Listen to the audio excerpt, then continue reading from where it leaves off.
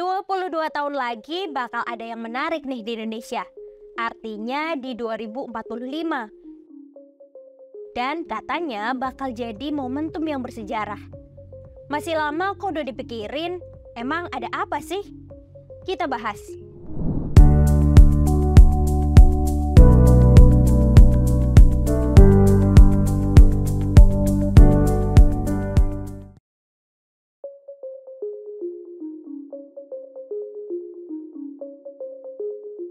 Betul emang 2045 itu masih seperempat abad lagi. Tapi di saat itu Indonesia itu ternyata umurnya udah 100 tahun atau 1 abad. Cita-citanya di masa itu Indonesia udah jadi negara yang maju, modern, dan bersaing dengan negara adidaya di dunia. Apakah kedengarannya lucu punya cita-cita kayak gitu? Jangan pesimis dulu, ini tuh nggak cuma asal cita-cita, tapi ada usahanya. Inilah salah satu alasan munculnya ide, gagasan, ataupun wacana terkait Indonesia Emas 2045. Di umur 100 tahun pada 2045 itu tuh artinya Indonesia lagi ngalamin usia emas. Nah, emas ini bukan artinya perhiasan ya, tapi lebih kepada generasi yang punya peran penting buat negara. Kenapa disebut generasi emas? Gimana dengan generasi lainnya? Sebenarnya nggak cuma generasi itu aja sih, setiap zaman juga kan ngelahirin generasi emasnya. Kayak misalnya sejarah ngecatet ada generasi 1945. Ini merupakan generasi emas yang ngedorong proklamasi kemerdekaan Indonesia. Lalu ada generasi 1965, merupakan generasi yang menggeser Orde Lama. Kemudian ada generasi 1998, merupakan generasi yang ngebuka era reformasi. Yang pasti tiap generasi itu mengharapkan adanya perbaikan untuk generasi berikutnya kan? Ya sama kayak di era sekarang. Kita berharap generasi di 2045 nanti juga bawa perubahan yang baik buat Indonesia.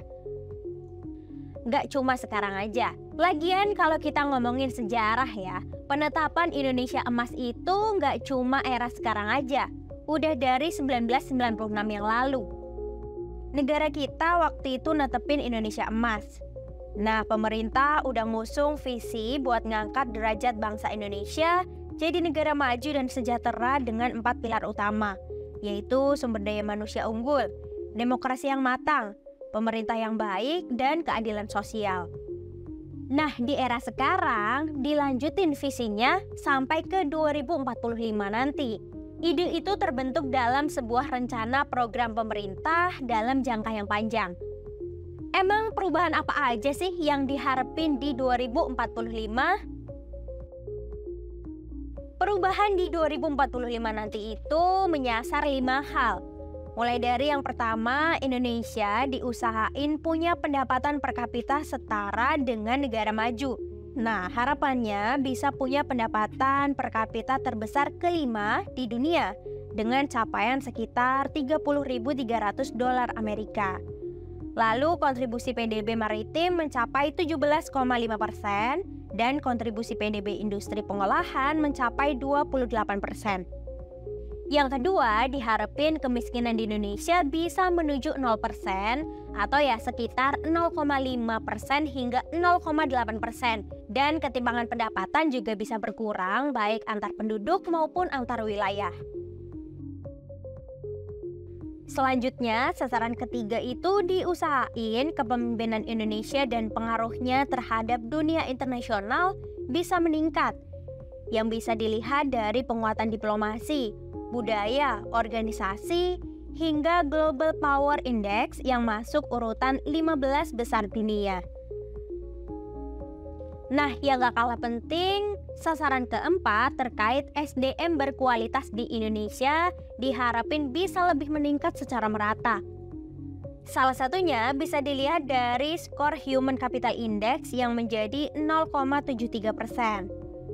Nah, yang terakhir, Indonesia di 2045 akan menuju nol emisi karbon dengan penurunan gas rumah kaca 93,5%. Terkait hal itu, Presiden Joko Widodo juga bilang kalau kita harus benar-benar manfaatin peluang biar cita-citanya ya tercapai. Apa peluang itu? Peluangnya adalah puncak demografi yang akan dialami sama Indonesia di tahun 2030-an nanti. Bonus demografi itu penduduk produktif atau ya yang usianya 15 hingga 64 tahun dan jumlahnya jauh lebih banyak. Angkanya mencapai 68,3% dari total populasi yang sebanyak 297 juta jiwa. Jadi ibaratnya kalau jumlah penduduk produktif atau ya yang bisa bekerja itu lebih banyak, maka perubahan menuju Indonesia maju itu bisa dicapai bareng-bareng. Emang seberapa efektif sih bonus demografi bisa bawa negara kita jadi negara maju? Ya kita contoh aja beberapa negara maju di luar sana, misalnya kayak Korea Selatan. Di tahun 1950-an hingga 1960-an, waktu itu Korea Selatan statusnya jadi negara termiskin di dunia akibat Perang Korea. Namun mereka akhirnya mampu manfaatin bonus demografi buat bangkit dari keterpurukan. Lambat laun ya mereka bisa berkembang pesat dan balik keadaannya. Gak cuma Korea, Tiongkok juga iya. Keberhasilan itu dicapai karena bangsa Tiongkok ngeberdayain SDM dengan bikin industri rumahan. Sejalan dengan itu, Tiongkok juga mulai ngelakuin investasi besar-besaran di bidang pendidikan sejak tahun 1990-an. Makanya peluang yang hanya terjadi satu kali dalam setiap peradaban di suatu negara itu harus dimanfaatin betul-betul. Kalau enggak malah jadi bencana.